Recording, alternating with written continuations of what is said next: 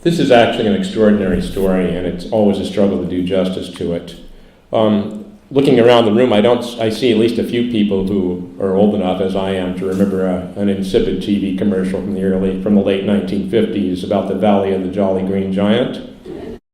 There really is such a place, actually. I didn't find that out until some years later. It's about 100 miles south of here. Its correct name is the Pajaro Valley. Its main population center is Watsonville. The thing is, the Green Giant doesn't live there anymore.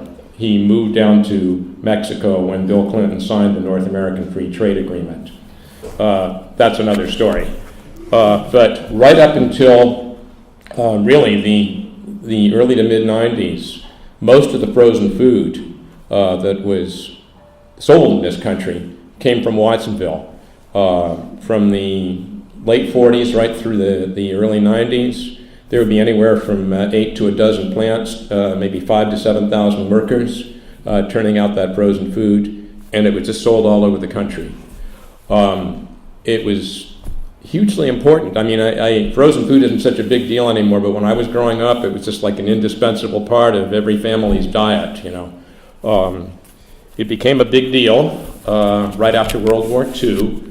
The technology actually for frozen food had been around for a while, but it didn't become profitable until the big post-war boom, when all of a sudden every household had a refrigerator with a freezing unit in it. And there was a local entrepreneur in Watsonville, a man named Ed Consul, who he had a packing shed. And what happened was that during World War II, there was a big shortage of metal because it was all going into the war industries. And it suddenly, the military could not get adequately supplied by what was coming out of the canneries. So Ed Consul realized there was a market there. He converted this packing shed into a frozen food plant. Didn't take a whole lot of money. The technology for frozen food is pretty inexpensive. It's mainly labor costs that make the big difference there for an entrepreneur. Anyway, he started a plant. It was quite successful. When the war ended, there was a whole flood of local entrepreneurs who wanted to get into the act. In 1948, I believe it was, the Teamsters Union went in there. There was a militant strike. The Teamsters got a collective bargaining agreement covering all of the frozen food employers in Watsonville under a single contract. The Teamsters actually had a reputation in the California food processing industry for signing sweetheart agreements. They seem to have come by their organizing in Watsonville pretty honestly. It took an actual strike. In any case,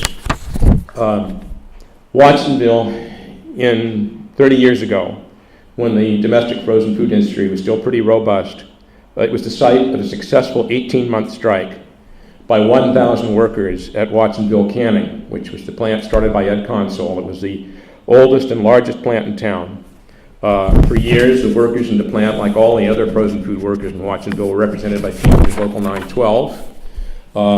They enjoyed union protection and something resembling a living wage. But in 1985, in September, Mort Consul, Ed Consul's son, who took over the business when his father died, he decided to get rid of the union and forced them out on strike. It was a transparent attempt to break the union.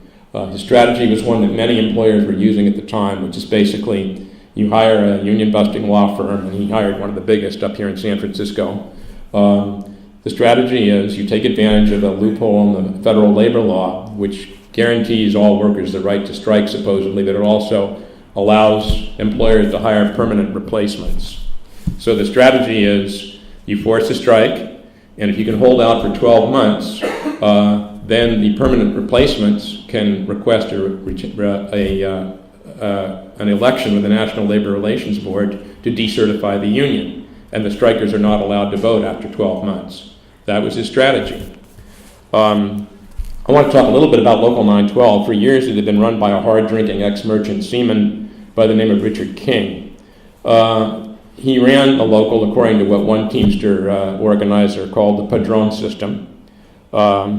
Green Giant was owned by an outside corporation, but all the other frozen food plants in town were owned by local businessmen. King knew them all. He'd always gotten along well with them. He used to negotiate his contracts over a tankard of beer at a bar he owned 2 doors down from the Union Hall. When he presided over union meetings, one of the workers I interviewed said he looked kind of mean and frequently appeared to be drunk. The workers didn't like him. He didn't speak a word of Spanish. Most of the workers at least the frozen food part of the local, were Spanish speaking. And basically everything went through him. As long as he brought home the bacon, people were willing to put up with it. But when Mort Consul decided he wanted to break the union, King was totally unprepared to deal with it. And he basically responded by going off on a drunken binge.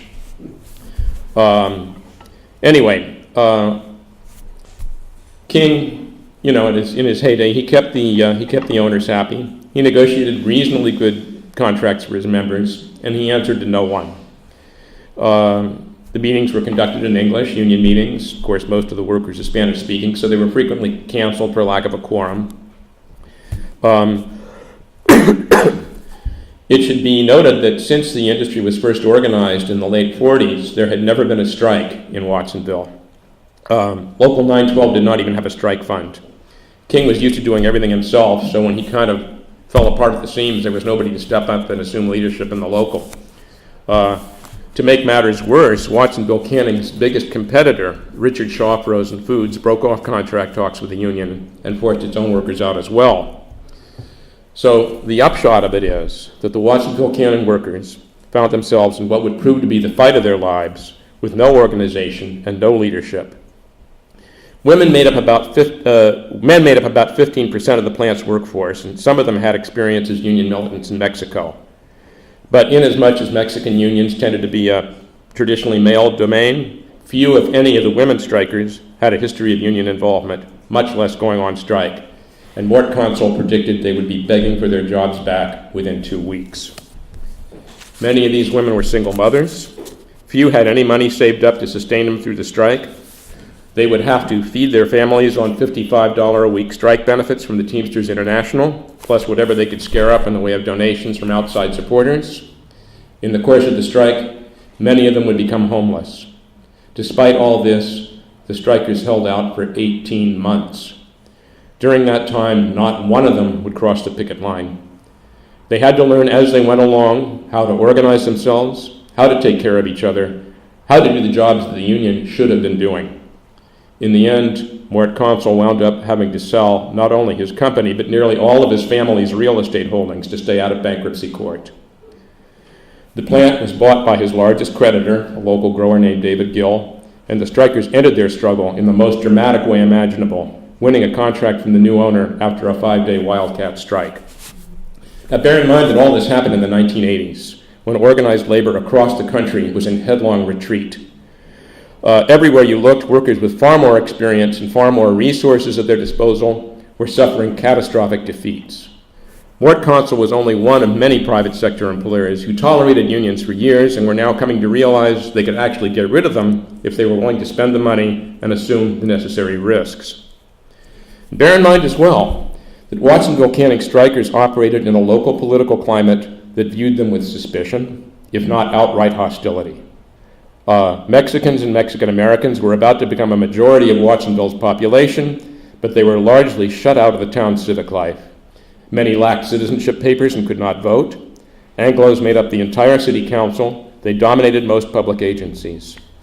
The United Farm Workers had been attempting to organize the fields outside of town, and local powers that be, which included many growers, were deeply suspicious of any bid by brown people to organize and assert themselves.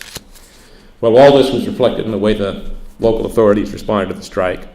The mayor refused to allow Spanish translations at a critical city council meeting, saying it would be a waste of the council's time. Before the strike was 24 hours old, a local court had issued an injunction against mass picketing, so restrictive that one striker who lived across the street from the plant was arrested for standing on her front porch. Before it was over, hundreds of strikers would be arrested. Acts of violence against strikers usually went unpunished. Given what they were up against and what they had to work with and the terrible hardships they had to endure, it seems amazing that these women were able to prevail. I'm going to try my best to provide some insights into how they manage it and why it matters to us today. And I'm saying that in all humility because this is a very, very complex story, and I'm going to have to leave a lot of stuff out, or otherwise we'll be here all night.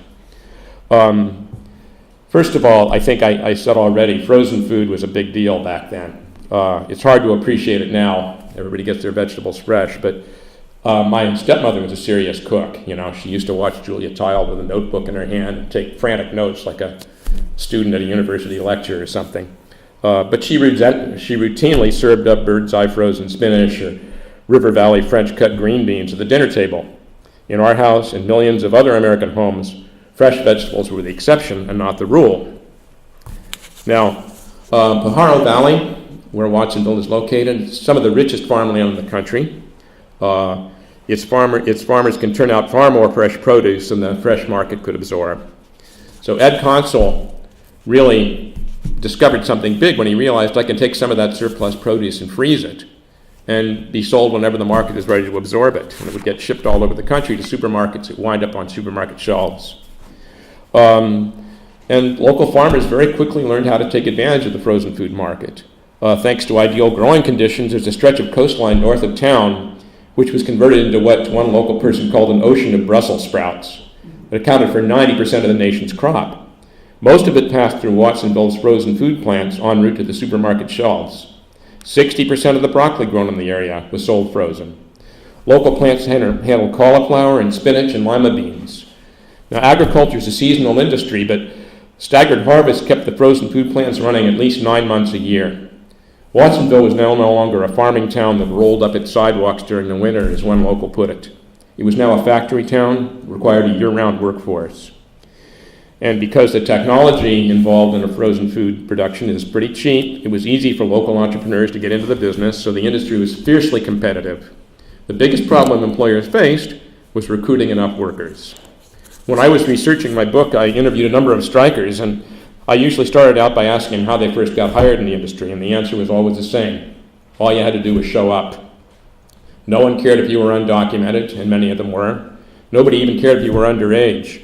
Gloria Betancourt, who would emerge as the strikers' outstanding rank-and-file leader, was 15 years old when she first hired on at Watsonville Canning in 1963. I asked her how she got away with it. It was easy, she said. You slap a little makeup on your face, it makes you look older. The one precaution she took is when Catherine Consul, the owner's wife, she was also the plant manager, whenever she was on the workroom floor, Gloria kind of made herself scarce. She figured Catherine Consul might know a little something about makeup and wise up to her. The other interesting thing I found when I was interviewing people was how many of them either had been braceros or were related to people who had been. I think one of the things I won't go into detail tonight is the history of the bracero program. If you know anything about the history of the United Farm Workers, you probably know that part of the standard narrative of that union is that they had to get rid of the bracero program before they could organize farm workers. And it was basically, Cesar Chavez always represented this as basically a big scab herding operation. And the UFW, I think, has come in for some criticism lately for having had a bad attitude toward Mexican workers, in its heyday. That's a whole other interesting story, and actually, if you want to explore it in greater detail, I recommend you get a hold of Frank Bardicky's book, Trampling Out the Vintage, which is an excellent history of the UFW. But the fact of the matter is that from the very beginning, labor from Mexico has been crucial to this country's development. There's always been a wave of deportations. There was a big wave of deportations during the Depression when jobs were, when there was high unemployment. Then as soon as World War II started, they needed to bring the people back into the country. That's why the bracero program was created, because there was an acute labor shortage. And more than a few people who entered the country as braceros wound up in the 1950s working in Watsonville's frozen food plants. Family members from Mexico soon joined them. The program established patterns of migration that persisted long after the program was abolished in 1963. One scholar at UC Santa Cruz found that 80% of the residents of the village of Gomez Farias in the Mexican state of Jalisco had relatives working in Watsonville. Nearly all of the strikers I talked with had first come to Watsonville to join family members who were already here. Gloria Betancourt's father was a bracero. A sympathetic employer helped him get citizenship papers. He saved enough money to buy a house in Watsonville, bring his family up from Mexico. His kids were worried about what years of field work had done to his health, So they took jobs at Watsonville canning to augment the family income.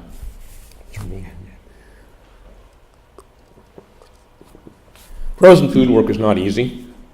One worker memorably described her first days on the job to me. As a young girl, she'd become familiar with hard physical labor on the family farm in Mexico, but it didn't prepare her for the production line at Watsonville Canning.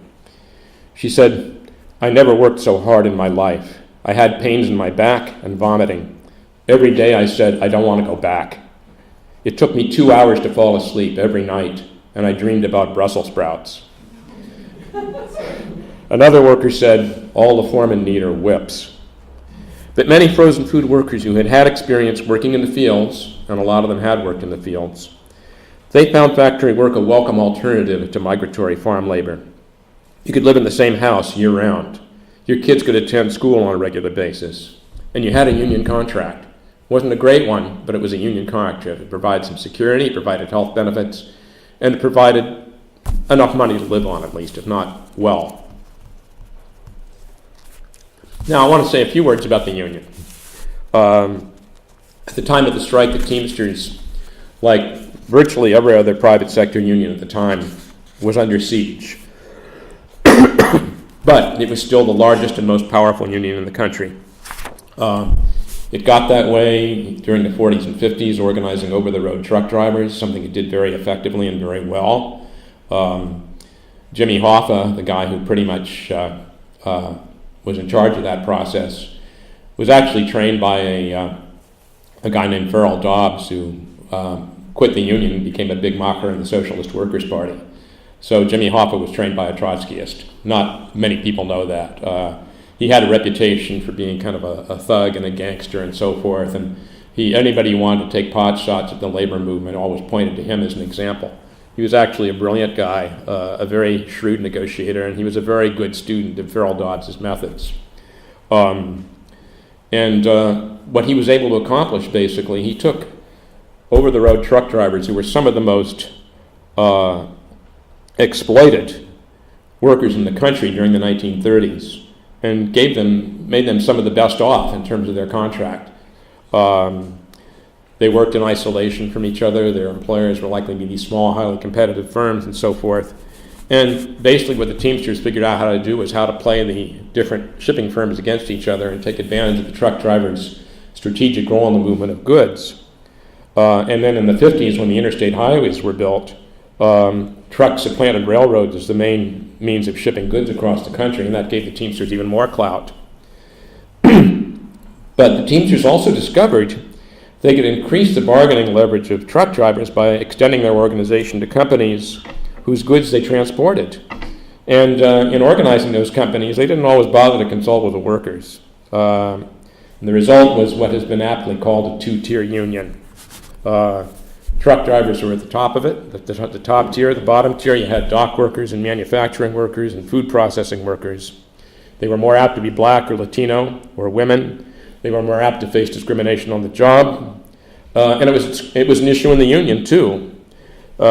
These were workers who did not have the kind of bargaining leverage the truck drivers had, and being part of a powerful union undoubtedly helped them. On the other hand, they'd been brought in the union in the first place to increase the drivers' clout. Their own needs counted for much less. They were apt to be shut out of power. Their particular issues were ignored.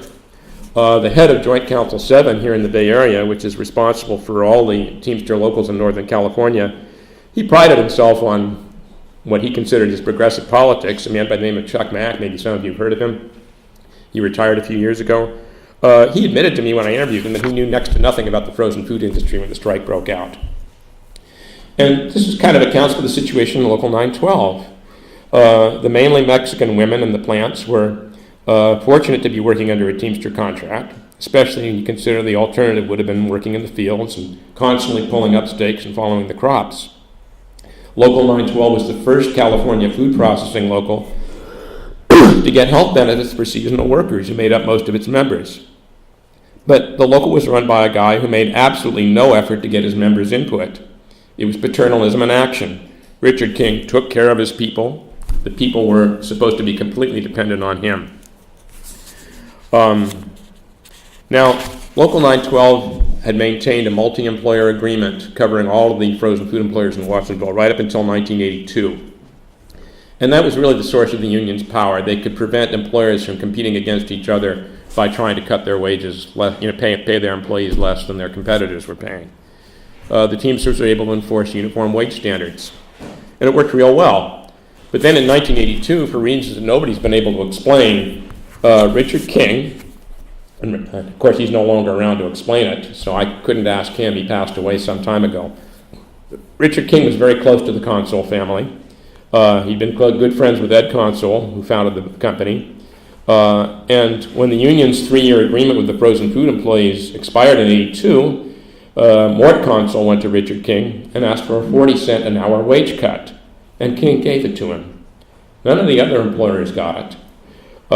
King was no fool, but this was a remarkably stupid and irresponsible thing for him to do. It undermined the power of the integrity of the multi-employer contract, which was the source of Teamster power in the industry. It placed Consul's competitors at a serious disadvantage, with potentially ruinous consequences for at least one of them, and it put workers throughout the industry at risk for similar pay cuts. Pay cut was supposed to be temporary, but it soon became obvious that Mort Consul was playing for keeps. He invested $750,000 in upgrades to its plant, increasing its productivity drastically. He hired time study men to help him get more out of his workers. There was a brutal speed up in the plant. He began flooding the frozen food market, driving prices down. His intent apparently was to precipitate a shakedown on the industry with the expectation that Watsonville Canning would survive and feed off the remains of its competition. And Wells Fargo Bank apparently thought it was a good strategy because they extended Mort Consul an $18 million line of credit. So even back then, Wells Fargo was messed up. And as I said, Consul also hired the nation's premier union busting law firm based in San Francisco, Littler, Mendelson, Fastiff, and Tichy. I think they're still around. He basically was going to follow the same strategy that other employers, Phelps Dodge, International Paper, Greyhound Bus, had all used during that period to basically get the unions out of their plant, which is like provoke a strike, hold out for 12 months, have the strikebreakers vote to decertify the union, and you're rid of them. So Watsonville Canning's biggest competitor was Richard Shaw Frozen Foods. Shaw was a former Watsonville Canning manager who left to start his own company after he had a feud with the Consul family.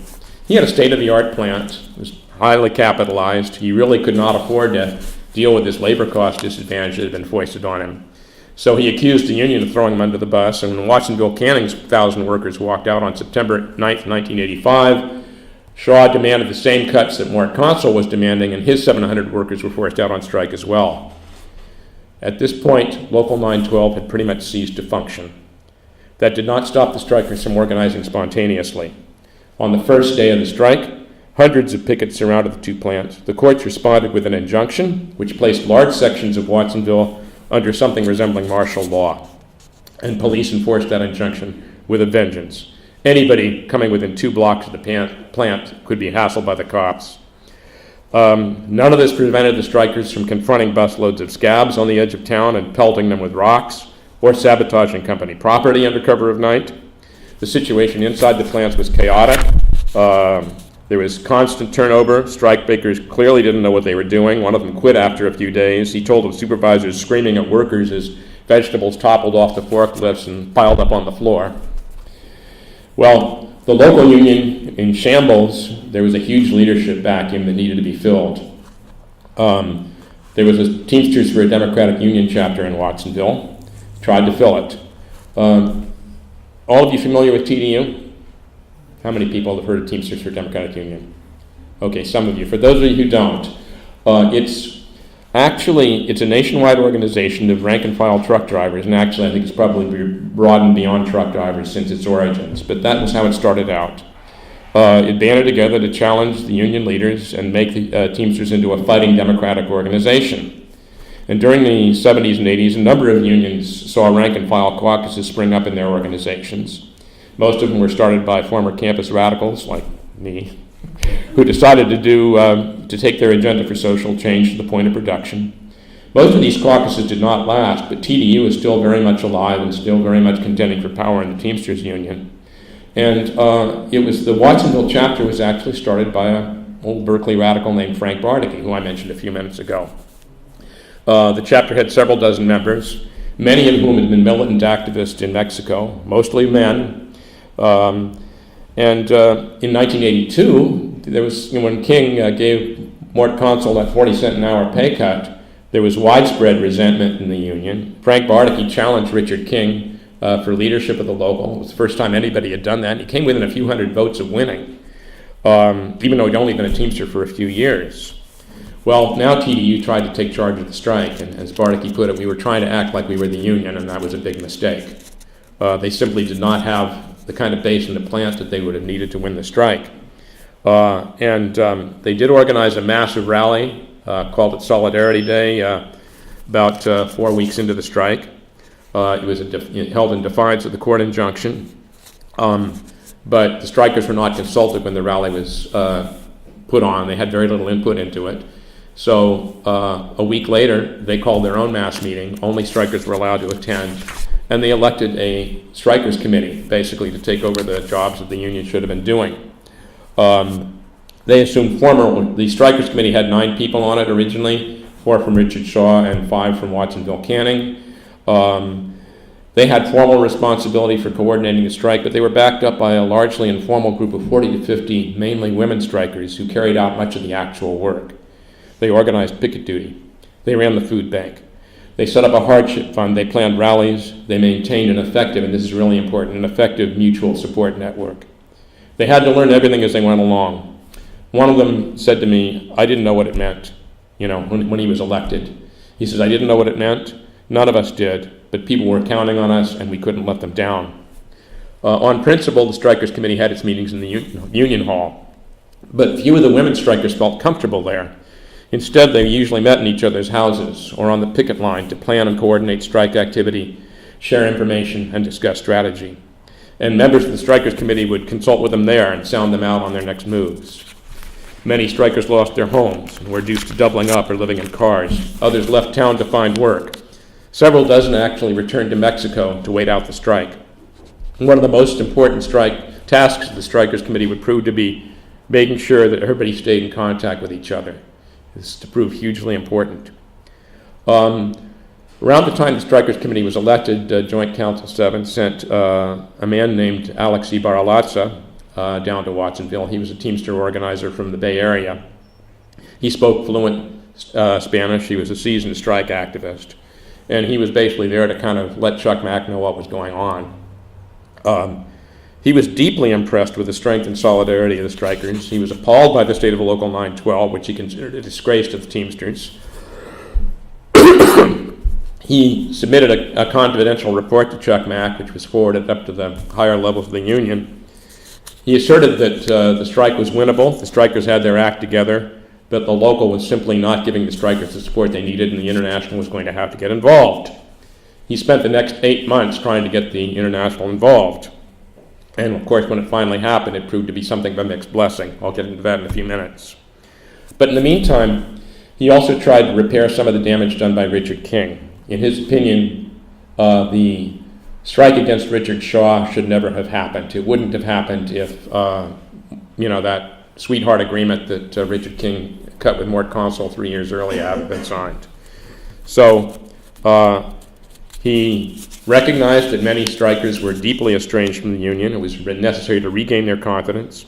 At the same time, make sure they did nothing that might jeopardize support from the International Union.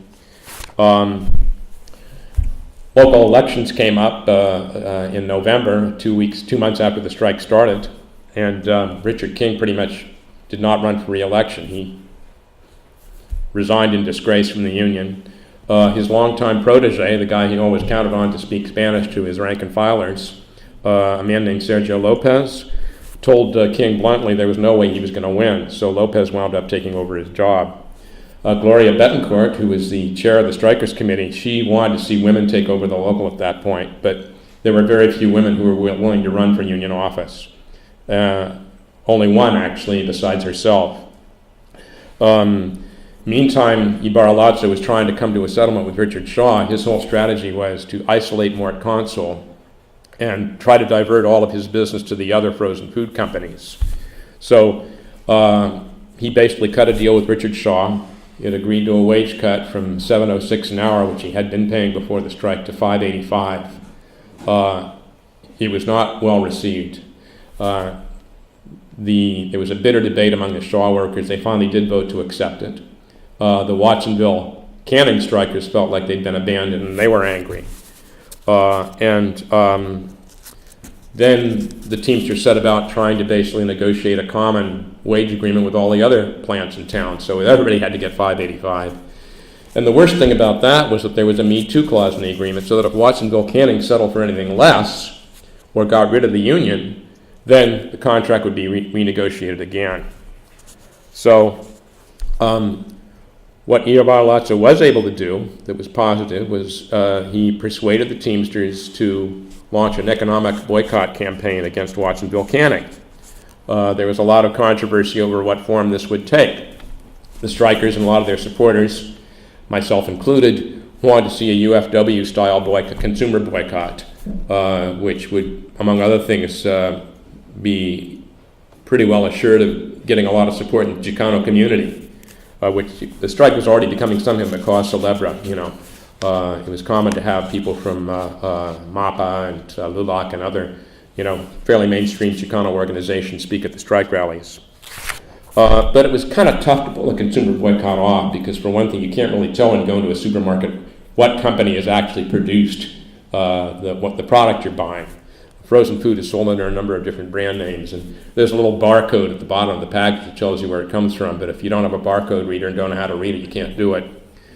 And the Teamsters it would have been simpler, of course, if they could have just, you know, said boycott any store that sells this stuff.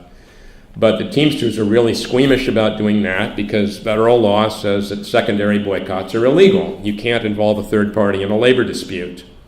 And it was never a problem for farm workers, of course, because farm workers are not covered by federal labor law, so they could boycott anybody they damn well pleased. The Teamsters had legal considerations to worry about. Fortunately, they had another very powerful economic weapon at their disposal once they were prevailed upon to use it. Wells Fargo, as I mentioned, had been bankrolling Mort Consul through the strike.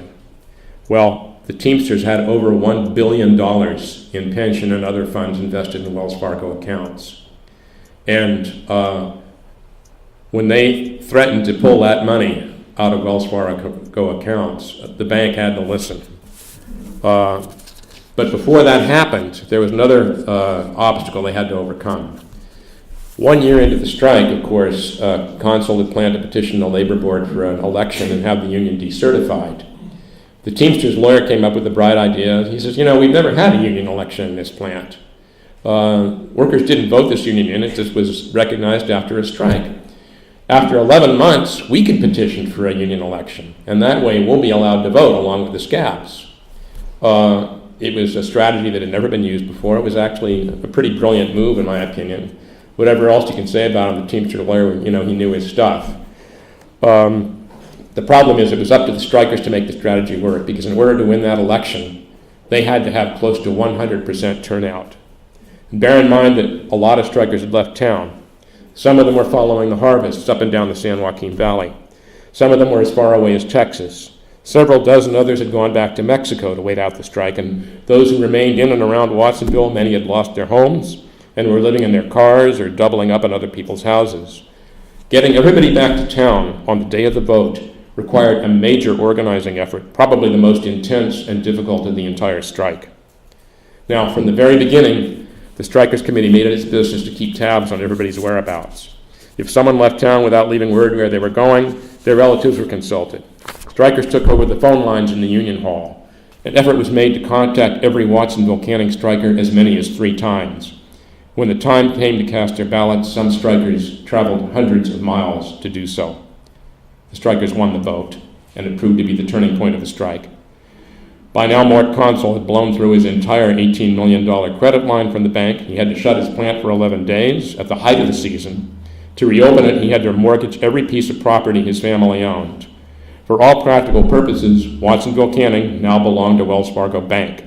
And in early 1987, nearly a year and a half after the strike began, the Teamsters International Union formally informed Wells Fargo Bank that they were preparing to withdraw all their money from Wells Fargo accounts.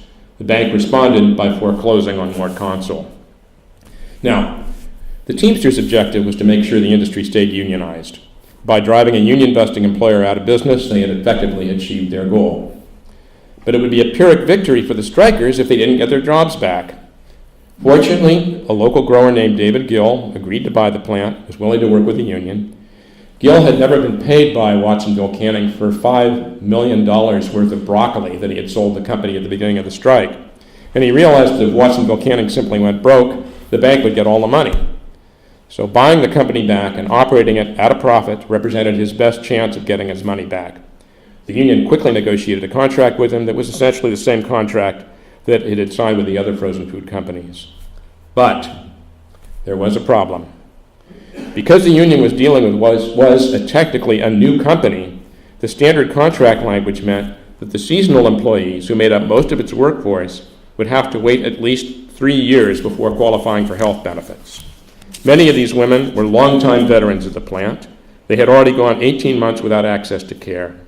At a stormy union meeting, the workers refused to ratify the contract and directed the union representatives to return to the bargaining table. They did so despite warnings from the Teamsters that the union had no dispute with the new owner, and any continued strike activity was unauthorized and would proceed without union support. At this point, the strikers pitched a tent at the plant gate, which became a de facto strike headquarters. 6 strikers and 2 supporters camped out in the tent and carried out a hunger strike, which would last 5 days. On the 4th day, several dozen strikers engaged in a manda y peregrinación. I don't know if I pronounced that right. It's a Mexican folk ritual whose purpose was to ask God's help in achieving a just settlement. It involved marching on their knees from the plant gate to a Catholic church half a mile away, where the priest led them in an impromptu mass. At this point, I'm going to shut up and let you watch a movie from those last 5 days. Everybody, here's what's happening on this Sunday night. Tomorrow, the cannery in Watsonville will open once again, but tonight it's still very much up in the air just who will walk through those doors. Last week, union leaders signed a tentative contract with the new owners, NorCal Frozen Foods, but the rank and file launched a surprise revolt, saying they won't give up until the company puts out. Tonight, Sandra Stricker reports their jobs are now on the line as they face the final ultimatum. Their company wants them to give in. Their union wants them to give in. But these women say no. We're line workers. The foremen, the mechanics, the lab girls, they're going to get their benefits in 90 days. For us, how much longer is it going to take? A couple of more years? Watsonville Cannery has been on strike now for 19 long months, and there were tears of joy last week when a contract was finally reached with the cannery's new owners. But the joy was short-lived. 2 days later, the union membership voted to wait a week before voting on the contract. Union leaders were taken by surprise. They had pressed for ratification. Because labor needs a victory. Labor needs victory. And labor can get it if they can stick together like these people have down here. Even though the new contract has the wage increase they wanted, these seasonal workers say they stand to lose the medical benefits they earned before they went on strike. Our kids need these benefits. We're not asking them for ourselves, for our children. There's a reason we've been on strike for 19 months. There's the reason we've been fighting for all this time. Gloria and 7 other strikers have gone without food since Friday. They say they won't eat until the strike is really over and their jobs and their benefits are restored. In the meantime, the company wants to open for business tomorrow. But today, the parish priest sided with the workers. They should not be forced to vote or to do anything without knowing what it's about. The company says it's going to open its doors here tomorrow morning at 7 o'clock sharp, and they expect to start hiring people. They hope that some of those people are the experienced workers who've been on strike for the past 19 months. And if they're not, the company says it may stop recognizing the union. In Watsonville, I'm Sandra Stricker, Channel 5, Eyewitness News.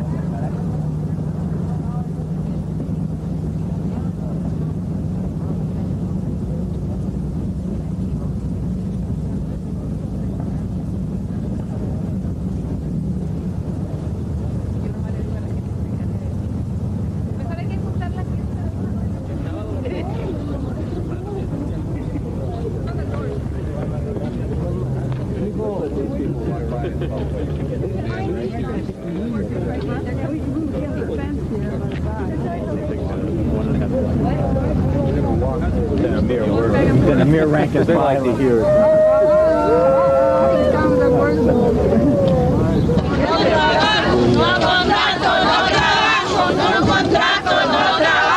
Esquiroles, esquiroles, esquiroles, esquiroles, esquiroles vendidos baratos, esquiroles, esquiroles, esquiroles traicioneros de su propia raza, mexicanos vendidos baratos. Hey Larry, you need more than six, more. More mechanics.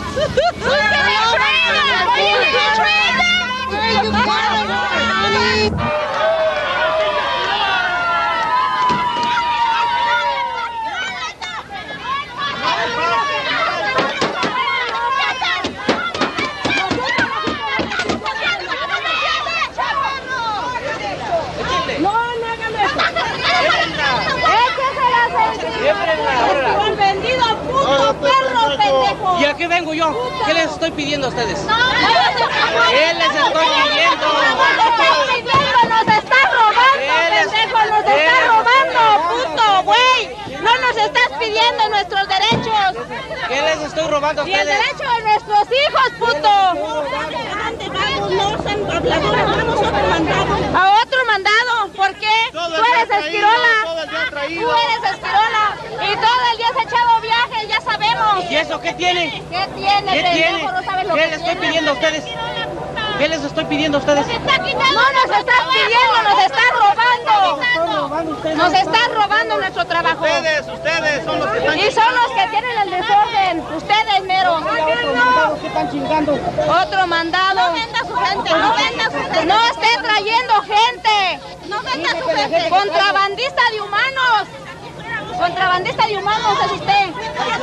Traicionero a su raza. ¿Por qué en la pinche calle no me dice nada, hijo de la chingada? Es que él está bien. Estamos metiendo ya. Váyase para su casa. Lárgase para su casa. Váyase. Váyase, por váyase.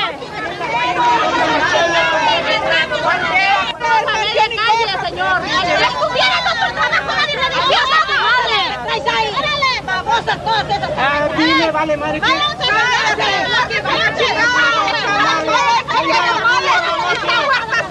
Les voy a poner una pinche demanda porque están aquí.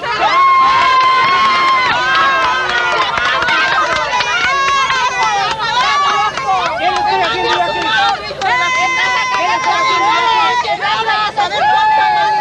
¿Qué le estoy haciendo yo aquí? ¡Cállate, contrabandista de humanos! ¡Contrabandista de humanos! ¡Es usted! ¿Qué te estoy Negociando robando? su raza, está negociando su raza. ¿Qué te estoy haciendo? Está negociando su raza. Hunger strike, and they have it without eating anything but water. And the idea of having this hunger strike is to demand that we get our benefits, because since this is a new company, and according to the contract, new employees don't have a right to have benefits until they have worked either 1,400 hours in 1 year or until after 3 years of seniority. So that's going to be pretty bad for us, since all of us that work at the company worked for many, many years, and we had benefits before, and we won't be getting them with this company if this offer goes through. Why are all of you, everybody seems to be around the gates. Are you trying to prevent people from applying? Yes, because those are our jobs there. That's the plant that we built throughout the years, and we should have the right to keep those jobs.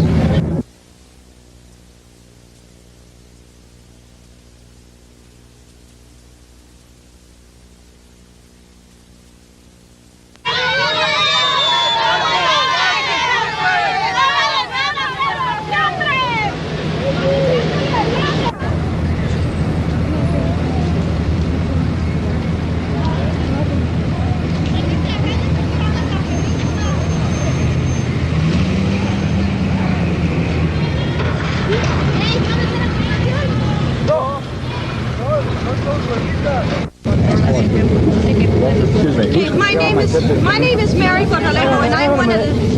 Mary, could you spell your last name, please? Corralejo. Could you say it, please? Corralejo. And this is Anita Contreras. I am one of the strike supporters and also one of the hunger strikers.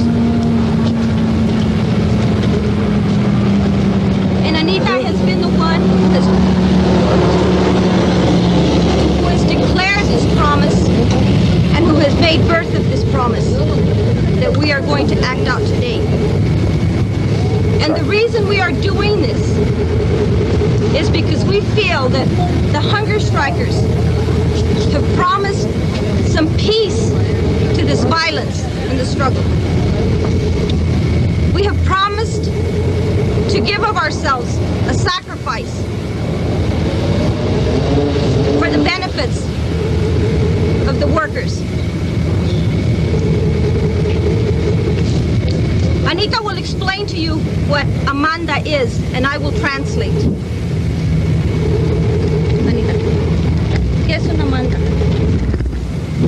Es una Amanda, incluyendo la fe que tenemos, o la fe que tengo. It is a promise to include the faith that we have and the faith that I have. Porque yo sé que nosotros estamos en este mundo porque hay un Dios que nos protege.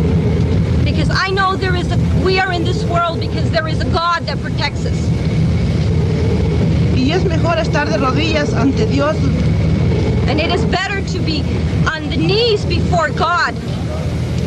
Y pidiéndole a Dios en el nombre de Jesús que ya se arregle esta huelga, que ya basta de pleitos, que ya termine, y en el nombre de Jesús todos vamos a ganar. And I believe that it is better to ask in the name of Jesus Christ that this struggle end and that justice be given to the workers.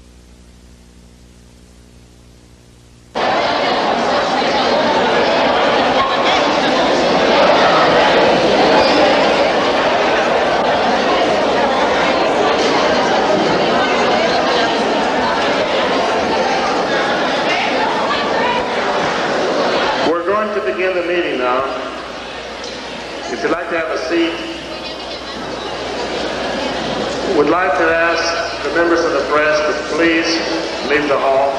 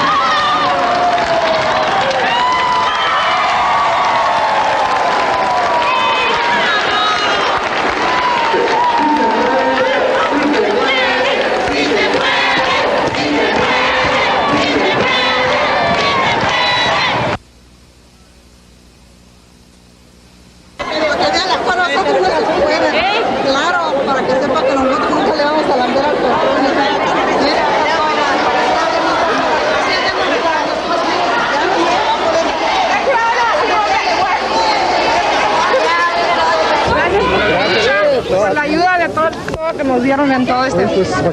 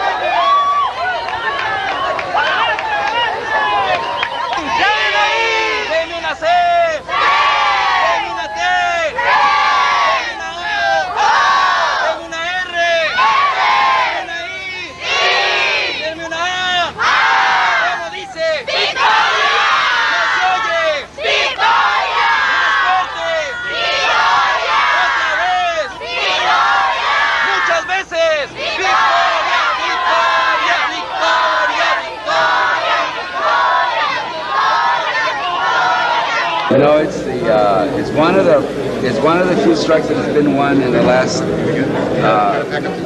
10 so years. That's the most significant thing.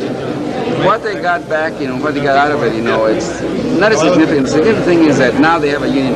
When they went on strike, the union was totally disorganized. There was no leadership. There was no rank and file leadership. People just went. But in the strike itself, leaders grew, and they went back now with a strong leadership in a real union. And I predict that by next February and thereafter, they're going to be able to get more. They're going to be able to get everything that they need plus. But the important thing is that that union was revitalized. Was like it's a new union. And also the other thing is that remember those unions haven't been in strike ever. They're going for 30 years without a strike. I mean, they never strike in the industry. These women in Watsonville brought a halt to that, so it sets like a precedent. And you'll see a lot of other cannery workers striking all over California that they have to strike to be able to protect themselves. That's the big significance of that strike. More than the wages, more than the money, the significant thing is that they broke that long period of no strikes and no fight back, and just like... Well, now that we're all inspired, I have to thank my friend Eddie Wong for that footage. He shot it for a documentary that was never finished, and when I was researching the book, he dug it out of a drawer and said, "Here, take a look at this." There are times when I'm tempted in doing these presentations to say absolutely nothing and just let people watch that video, because I think it conveys what the strikers are about far better than anything I could say. I just want to wrap up with a few observations about the strike. One of it is that I think it's obvious. The strikers were the kind of people who've traditionally been relegated to the fringes of the labor movement, and to some extent they still are. And of course, they're just the kind of people Donald Trump wants to deport. They walked out at a time when organized labor was generally in retreat, and workers with far more experience and resources were just suffering catastrophic defeats, and yet they found a way to prevail. 2, the level of solidarity maintained by the workers over 18 long, difficult months has no parallel that I'm aware of in contemporary labor disputes. None of the strikers broke ranks and crossed the picket line. I would attribute their cohesion not only to the shared experience of working at a demanding job, but to the common perspective of Mexican immigrant women, many of them raising their children alone, with strong family ties both in Mexico and in Watsonville. The largely informal character of their rank-and-file organization was never a serious problem because, as one perceptive observer noted, there was a total social network. Word of mouth was all they needed because everybody was related to somebody else. 3, from the very beginning, a strong identification on the part of the Chicano community with the strikers' cause was their most reliable source of support. I was working at the time at the Oakland, Maine post office over on 7th Street in West Oakland. They had recently hired a large number of Spanish surnamed workers under a court-ordered affirmative action consent decree. When we conducted a food drive for the strikers at the facility, these new hires who came in under the consent decree, they responded with virtually no prompting. 4, and this is obvious from the movie too, the Catholic faith of many women strikers was crucial. They regarded the privations of the strike as a test of their faith. Now, Catholic notions of female submissiveness may have inhibited them from becoming more active in the union or assuming out-front leadership positions. But this paradoxically served to make them rely more on each other. And as one striker, actually it was Gloria Betancourt, told me, just because you're Catholic doesn't mean you can't throw rocks at scabs.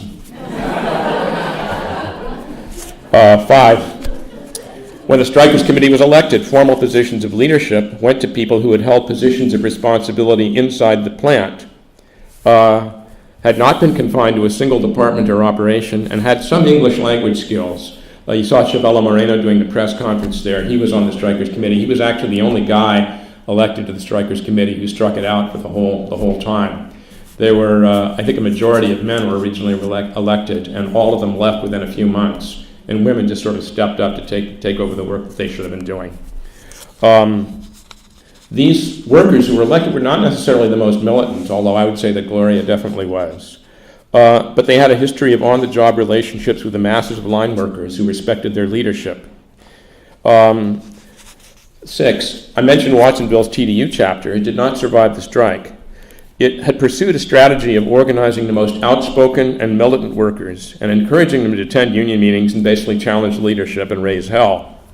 The most active members, typically men, were apt to be veterans of the labor movement in Mexico. And yet effective strike leadership fell mainly to the women, who preferred to avoid the union hall.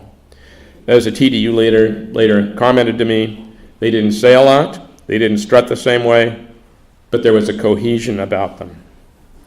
7, and I think I've said this also, the intervention of the higher levels of the Teamsters Union in the strike was in many ways a mixed blessing. Strikers were frequently kept in the dark about what the union was doing, and as we've seen, their agendas were frequently in conflict. Yet the resources the union brought to the struggle clearly made a difference, especially toward the end, and the strike would have been far more difficult to win had it been marked by the kind of breach between the strikers and the International that wrecked the Hormel strike, which was going on at the same time. And I don't know how many of you know about that, but there were a lot of similarities between the two strikes, but they ended very differently. 8, the domestic frozen food industry went into a precipitous decline after NAFTA was ratified. Today it's largely relocated to Mexico. But Watsonville, which was very much an Anglo town during the strike, despite Mexicans making up close to half its population, is no longer one today. Latinos are well represented not only in city government, but in other aspects of civic life. The city council, which was largely hostile to workers during the strike, recently voted to make Watsonville a sanctuary city. Strike veterans have held responsible positions in the city administration. Now, many of these changes can be traced to a successful voting rights lawsuit in 1989, which resulted in city council members being elected by district rather than at large. But it was the political climate growing out of the strike and the newfound sense of empowerment on the part of Mexicana workers that enabled this legal victory to transform the actual life of the town.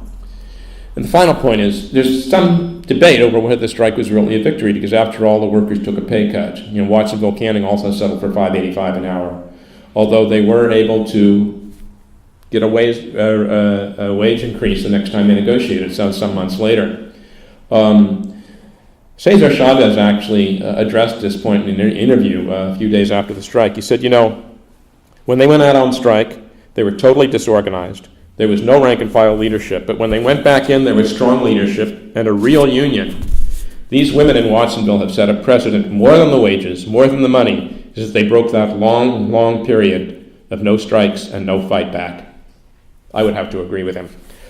I talked a little longer than I intended to. I hope there's still time for us to have some discussion. I suspect that a lot of you in your political work are encountering some of the same kind of questions that the strikers had to grapple with, and they're still very relevant today. So let's open up the floor.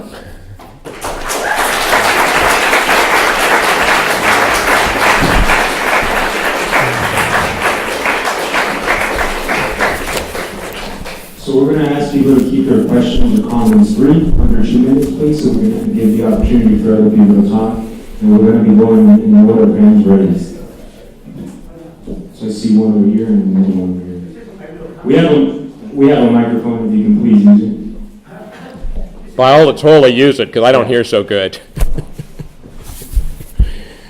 I'm going to ask you to play interlocutor for me. One panelist clarification on that final vote. Was they for or against? Did they vote for or against the contract? And because I remember earlier it was a question of whether that contract was acceptable or not. So what was the result? Go ahead. The last contract, what was the final vote on it? What was the final? Oh, the last contract, I think it was like 700 or 800 to 21. What was interesting to me was that the medical. Oh yes, I'm sorry. That should have been clear. They got their medical benefits back. That was basically what the wildcat strike was all about. They were willing to go back for $5.85, but they went basically on strike to get their health benefits back, and they got it. What the union did was they agreed to push the retirement age back, I think, 5 or 6 months. To make up the extra cost to the owner of the plant, in return for which the seasonal workers would immediately qualify for health benefits, and the workers found that acceptable. two things. One, I remember contingents coming from the Bay Area. Yes. In buses down, they had set up hundreds of tables, domestic food and literature and so forth. Yes. But the second thing concerns me not so much about Watsonville, but about TDU and the Teamster bureaucracy. One of the things that TDU fought for was against the mafia in the union. But the problem is they brought in the bigger mafia of the FBI to deal with that mafia, and that is a very dangerous anti-working class method, and I would like to hear your comments on that, in case I've got it distorted. Point taken. I think one of the problems TDU had, they actually did get their candidate into the leadership of the union for a few years in the 90s. But he basically, it was a federally supervised election. You may know about this more than I do, actually. He pretty much owed his job to government intervention. And he got caught using union funds to ensure his re-election, which is the kind of thing that went on routinely in the union, but when he did it, he got bounced out. And I think the way TDU summed that up is, well, this is the chance you take when you rely on the federal government as an ally. It's contrary to working class standards to call on to sue your union in a government capitalist court, or call in the capitalist class's repressive arm into the working class structure. That was what was being debated at that time.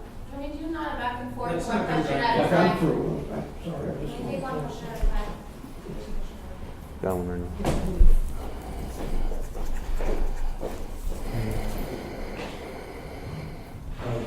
You mentioned, I think it was point 7 or 8 or something, that the support of the International ended up being crucial in making the last phase of the strike maybe less difficult or trying for the strikers than it would have been without that international support. Can you speak to that with some detail? Can you repeat the question, please? What kind of support was the International giving to the strikers that made that last phase of the strike less painful than it otherwise would have been? I think it was point 7 or 8. In the last days of the strikers were on their own.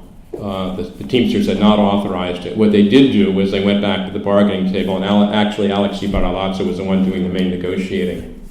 And he came up with the idea of, well, let's just delay. Because David Gill, the new owner of the plant, he had huge debts that he had to pay off. That was why he bought the plant in the first place. It was the only way to get his money back. And he needed to settle with the union, but he could not afford to be at a competitive disadvantage with the other plant owners. And if he started paying the seasonals right away, the same wage that normally takes 3 years to qualify for, it would be a competitive disadvantage. So basically what Alexei Baralazzo came up with is, okay, we'll just delay the retirement age 6 months. That'll make up that'll even it out in terms of your balance sheets, and it won't be too big of a sacrifice for the strikers to make. It was a trade-off, but it was one that the strikers found acceptable because you can always wait an extra 6 months before you retire. I did, But health benefits are something you need right now if you're sick. There was one woman who voted against the original contract proposal, and a reporter asked her why, and she was pregnant. She just pointed to her stomach, didn't say another word. Thank you for sharing the story. It was pretty inspiring, though I think that maybe people didn't understand it completely because they don't speak Spanish. But anyway, subtitles would have been nice for that. A question that I had to trying to relate this story to what people can maybe do today. I'm wondering, I think that immigration is such a fear target right now. And can you speak about what was happening in '87 around immigration to see if people can get a history about that? If it wasn't an issue, it was allowed, it was, I just want to know why these women didn't have a fear for deportation or things like that. Why these missed that last part? Why these women weren't afraid of being deported.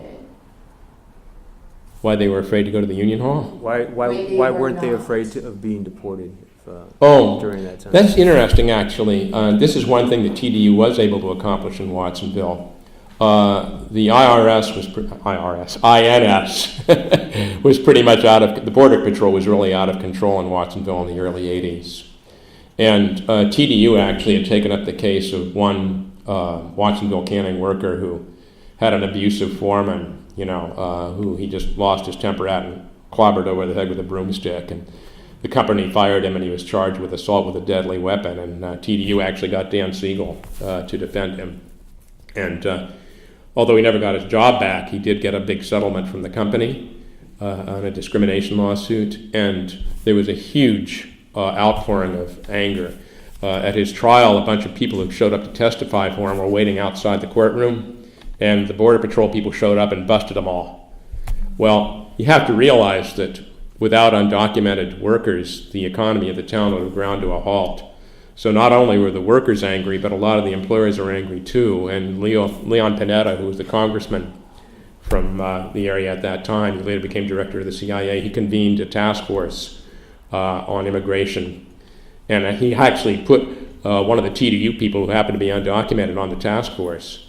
And as one TDU stalwart put it, we pretty much ran the IRS out of town. So that when the strike happened, they just was never a factor. There was never any talk of deportation or anything like that. There would be later on, I think when Pete Wilson was governor and stuff. But it just shows that, you can have an impact. You can, by protesting this stuff, you really can kind of break through that climate of fear, and you can even pick up some allies in unexpected places. Yeah, thank you very much for the talk. I had a question just in terms of how much the strike influenced other workers in the area. So there was one plant that went out right away, but how much did they really reach out and try to involve other people, or was it fairly self-contained? There's one thing about having people sort of being supportive, but how much involvement was there? Well, actually when the Teamsters were running around trying to get everybody to agree to 585, there was some resistance. And at one plant in particular, Crossetti, which eventually would merge with what the successor to Watsonville Canning, they actually rejected the agreement. And this is a pretty horrible story here if you want a Teamster horror story. They said they didn't want to settle for 585. At which point, John Blake, the guy you saw, labor needs a victory, labor needs a victory, that guy, he went to the plant owners behind the back of Sergio Lopez, the head of the local, who was supposed to be doing the negotiations, and he said that ratification meeting got a little out of control. There were too many commies and too many Latino activists and stuff like that there. Lock them out for a couple of weeks. They'll come around. And the company did. And they narrowly voted to accept the contract after 2 weeks. They were not prepared for a strike. There was a lot of support. There was a lot of sympathy. I don't think that there was a high enough level of organization to pull everybody in the industry out on a general strike. In some ways, actually, I think the employers would have preferred it because they wanted to go back to that whole era of multi-employer bargaining too. And their original strategy going into the contract talks in '85 was to basically present a common front and insist that either they get that 40-cent an hour wage cut, or the consul pay the same that they were paying. That was what they wanted to do. They were trying to hold their ranks together. But, I don't think you had a high enough level of organization. Nobody really had a base in the plants outside of Watsonville Canning that I can see. Although people did go and talk to the Crossetti workers, for instance. In fact, some Watsonville Canning workers went and talked to them and said, don't accept this. And when the vote was taken at Richard Shaw, a bunch of Watsonville Canning workers showed up at the ratification meeting hopping mad. And Alex Ibaralazzo, who was chairing the meeting, had to adjourn it and just say only Richard Shaw workers can come back in. And it was a fairly close vote, but it was about 2-1. They were already starting to break ranks. And I think Ibaralazzo understood that too, that if they held out, the longer they held out, the harder it would be to hold the ranks together. That was never a problem at Watsonville Canning. I got a small question and a little comment, but I'm going to mention the comment in relation to the question that the comrade over there asked. Actually, during those years of the Reagan years, it was the last amnesty that was given in the U.S. I mean, it was the Mazzoli bill that granted amnesty to millions of documented workers. What makes the difference, and throughout the American, the history of the American labor movement, a lot of previous immigrant groups that were, a lot of their members were illegal. They decided to put up fights, and they, won many victories.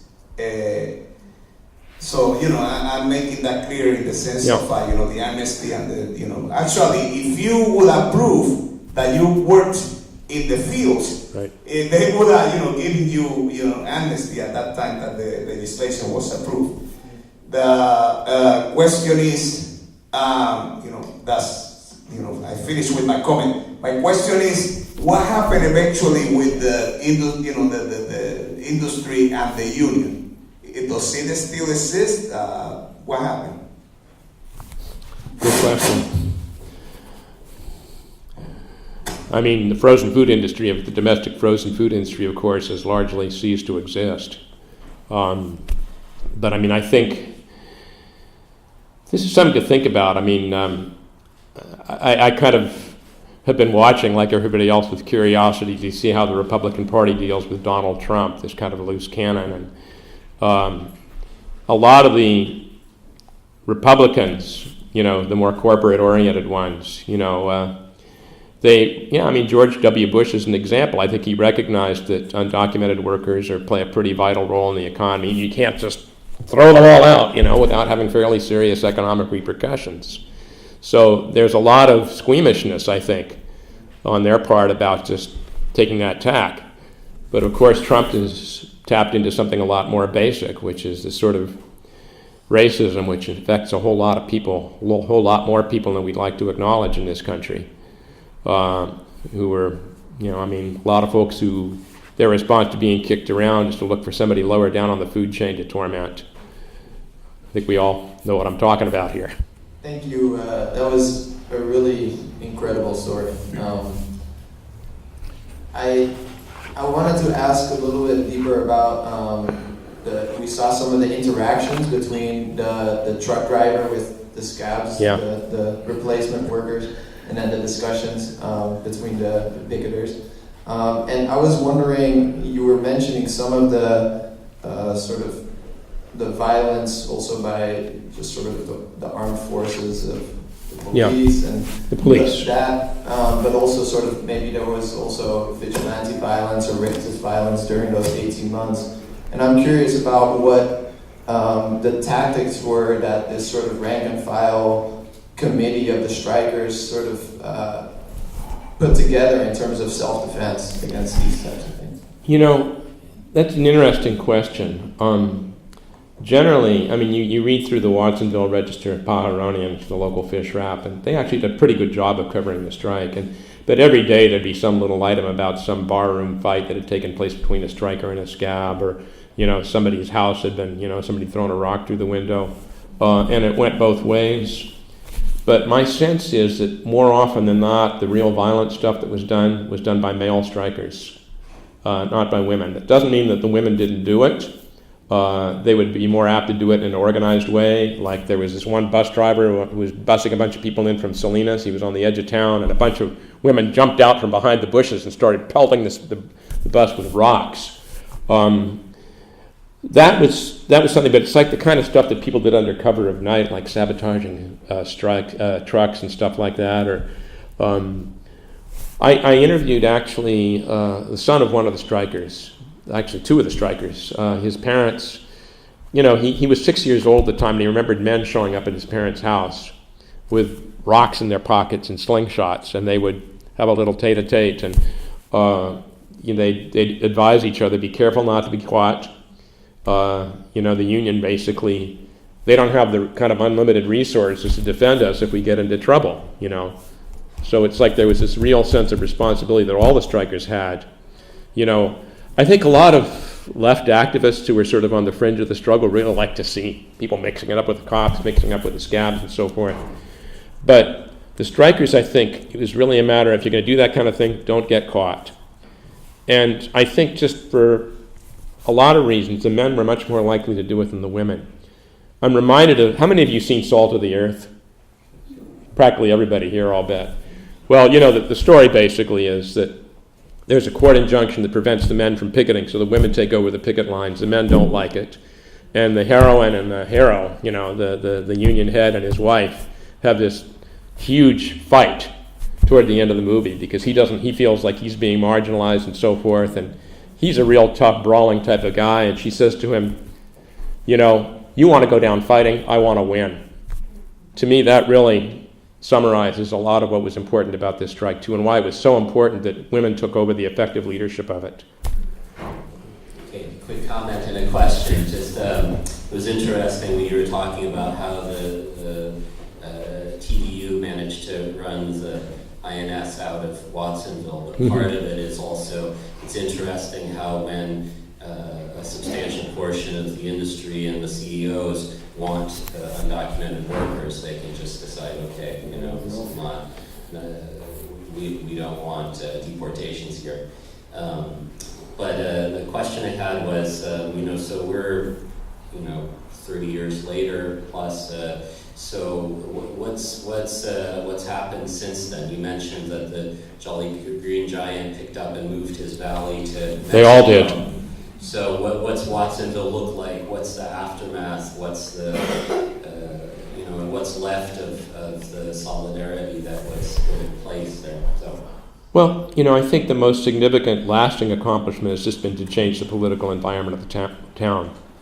You know, the strikers felt like strangers, you know, like outcasts in their own community. That's not the case anymore. You know, you drive into Watsonville today, and the contrast between what it was like when I went down there for the big rallies, like in '85, '86, it just hits you in the face. Actually, somebody wrote an article, or it was a review of the book actually for Counterpunch, and he made the same comment, that he remembered going down to Watsonville in the 80s, you know, when he was doing some farm labor, and then coming back fairly recently, and the contrast was so obvious. It was no longer an Anglo town. So even though the economic base of the town has changed totally, the whole political and cultural climate has changed for the better, I think. And, you know, it's always very difficult, I think, to achieve political power in a community if you don't have economic power, and that's something they're still dealing with there. This is always a problem. But, you know, the struggle goes on. It sounds like you interviewed a lot of the women who were active in the strike to write the book, and I was wondering if you could say a little bit more in depth about how they talked about their participation in the strike, and in what ways they felt like it changed them during and afterwards. Oh, I mean, I think it's interesting. I mean, they all said that it gave them a sense that they mattered, that they were powerful, that they could do things they'd never dreamed of doing before. What's interesting is that when the strike was over, most of them kind of just went back to their lives. And Gloria Betancourt, who was actually kind of exceptional, she was not typical of the strikers. For one thing, she spoke good English. For another one thing, she'd been a floor leader inside the plant before the strike. So she was accustomed to, like, leadership. But it wasn't until the strike that she really saw herself as a spokesperson for, like, Latinas. And that's the way she started referring to herself during the strike.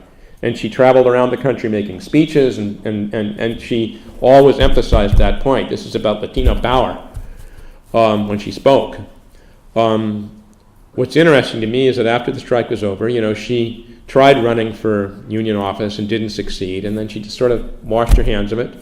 When the plant shut down, she went to work at Bi-Mart, you know.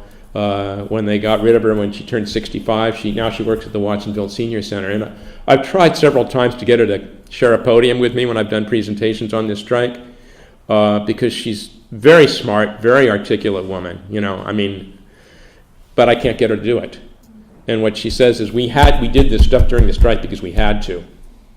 But now that we're not on strike anymore, it's like, you know, it would be nice to say that people have transformed and become big, fiery, you know, personally transformed, but it doesn't work quite that way. I did go to a 30th anniversary reunion in Watsonville back in October. And it was, you know, lovely to see all these women sitting around sort of shooting the breeze and trading war stories with each other and stuff like that. It was inspiring to them. But at an earlier public program at the Watsonville Public Library, very few of them showed up for it.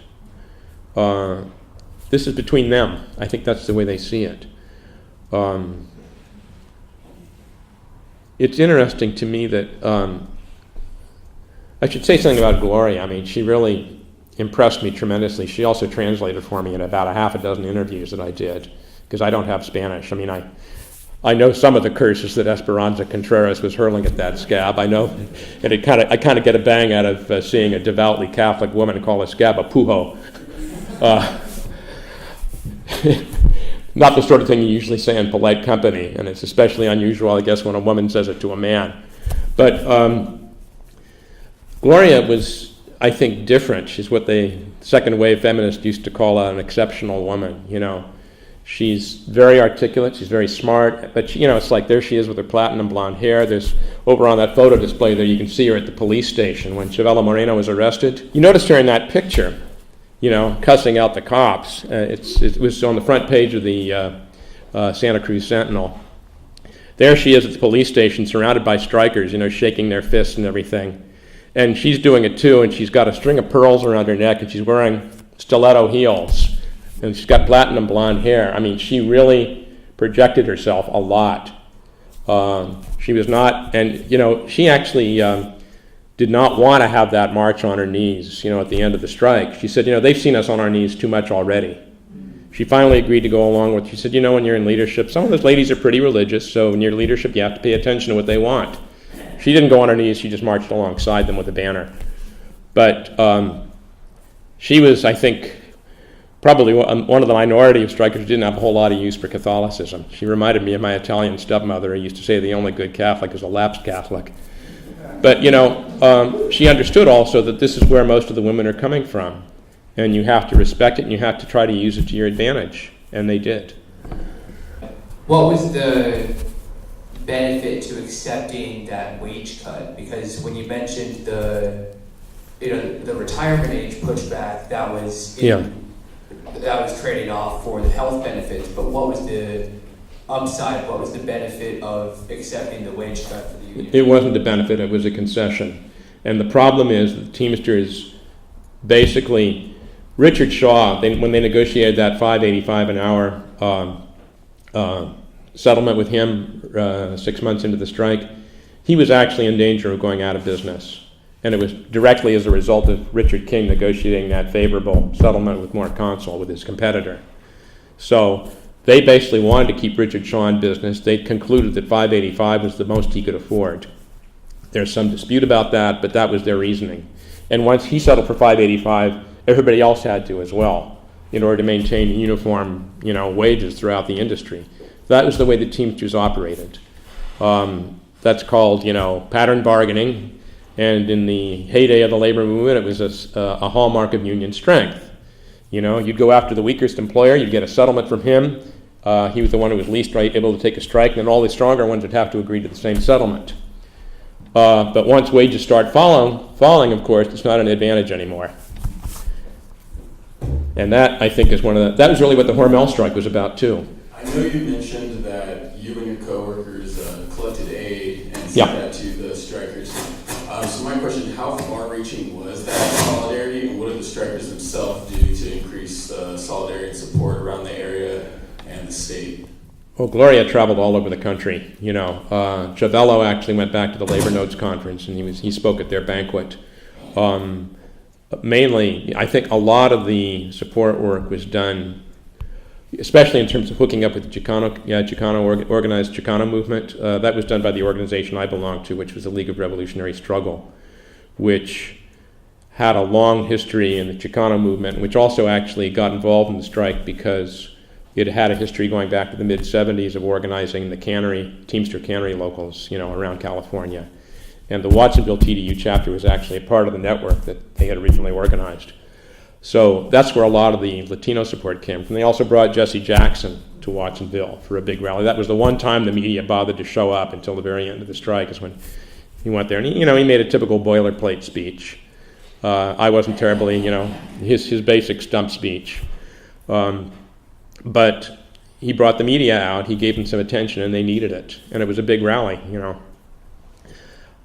I think the main thing is that there was this really strong identification on the part of people whose parents or relatives or kids or whatever had gone through what the strikers had gone through, and it didn't have to be explained to them why it mattered. Documented or undocumented. Yeah, somewhat similar question. My question is, it was such a long strike. What did most of the strikers do? What was their daily activity? Well, they basically had to do it all. Usually when a union calls a strike, you have a whole bunch of trained people who have certain assignments and they carry it out. They had to do all that stuff themselves. And eventually the union actually came out of the strike much stronger. It had a whole bunch of new people who'd come up. Chavello became active in the union. Gloria became a shop steward, although she couldn't get elected to union office. You had a bunch of people. Kuka Lolemi was one of the hunger strikers. He was elected trustee. She eventually became vice president of the union many years later. She's still around. But by and large, they had to just sort of figure out, how do we keep this thing going? How do we stay in touch with each other? There's a quote in the book. I can't recite it from memory verbatim, but it's from Manuel Diaz, who was one of the people who went down there to help the strikers out. He was with the statewide county workers network, and he actually was on the TDU payroll during the strike. But he said, I'd go down to the picket line and something was always happening. He said somebody was always getting married or pregnant or breaking up with somebody. He says, I didn't pay enough attention to this stuff. But their lives were very difficult, and a lot of the struggle was just sort of figuring out how do you get through the next day. What do you do about your kids when they don't have enough clothes to go to school in? What do you do if you're being evicted? Gloria actually took in several strikers into her house, the house that her father had bought for her family, when he first brought them up from Mexico. Chavello actually, I think, lived in the rectory of the local priest, during the strike at one point. And they also, people left town and they would, they'd take odd jobs wherever they could. Word would go out. One of the things the strikers committee did was if there was word about a job somewhere, they'd make sure everybody knew about it and people would go.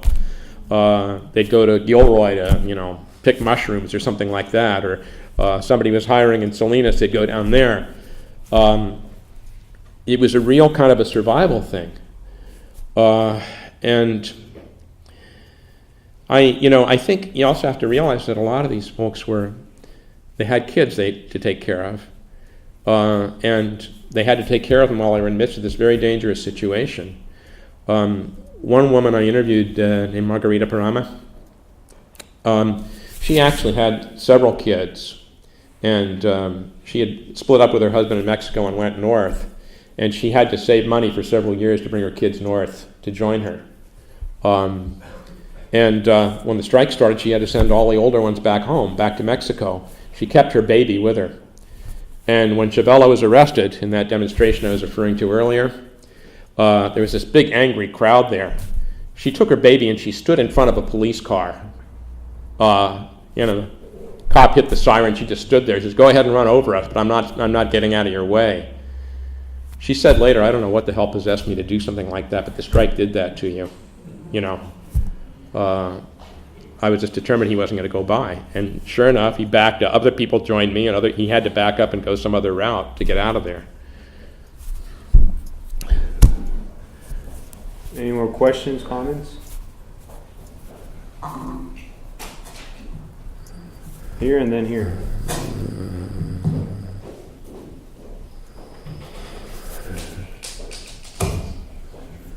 Two short ones.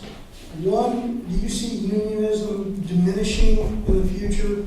And two, the other one is kind of global. Since Chinese workers are making like $21 Thanks. Since Chinese workers are making $21 a month or a week for a 60-hour week, do you see them having to go through the same labor organizing, that kind of thing, and then be activists to compete with us? You mean in this country? Yeah. Actually, in the postal facility where I used to work when I was first starting out with the post office, the old Rincon Annex in San Francisco, is now the site of this big fancy Chinese restaurant called Yangtze. And a bunch of the workers there recently won a huge settlement from the owners of the restaurant for wage theft. It took several years for them to do it. Chinese Progressive Association in San Francisco was very active in helping them out. But yeah, I mean, this happens again and again and again. The assumption is that you come to this country, you're new, you're vulnerable, and you're considered a good mark for, you know, all sorts of things that they presume are regular, you know, somebody who'd been here a while couldn't get away with. And yet I think once you poke that particular hornet's nest, they're going to get stung a lot harder than they would normally. I just want to say, I've been in the labor movement as a staff member and rank and file for over 30 years, and encourage people to read the book. It's a really great book. It talks about the situation from top to bottom in terms of the social system, and just a real contribution. I thank you for it. Actually, I have another book I would like to recommend if it's not out of line. My neighbor, Pat Call, is right over there. Her partner lived in the Mideast for several years, first in Cairo, where she was learning woodworking from a traditional woodworker, and later on she was teaching English in the West Bank. And she wrote a book called First Tie Your Camel, Then Trust in God. This is it.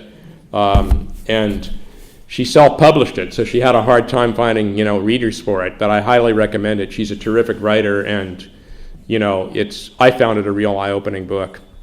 So Larry plugged my book, I'll plug hers. Her name is Shivas Moore.